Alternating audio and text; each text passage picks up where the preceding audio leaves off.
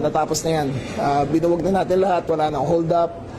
Tinanggal sa pwesto at pinagpapaliwanag ng Pasay City Police ang dalawang intelligence officers nito matapos na hindi umano kaagad rumesponde sa holdapang nangyayari mismo sa kanilang harapan.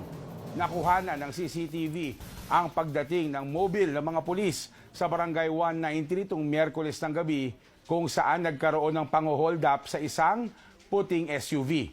Sa pilitang inagaw ng 4 na armadong lalaki ang SUV at tinangay ang halos 5.8 million pesos na cash at mga alahas mula sa mga sakay nito.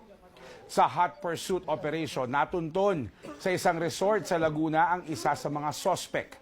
Na-recover ang 81,000 pesos na cash na parte ng naarestong suspect at mga alahas.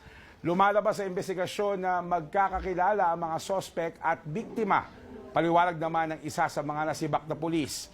Pumunta sila sa lugar para magsilbi ng arrest warrant matapos makatanggap ng tip na nandoon ang kanilang target.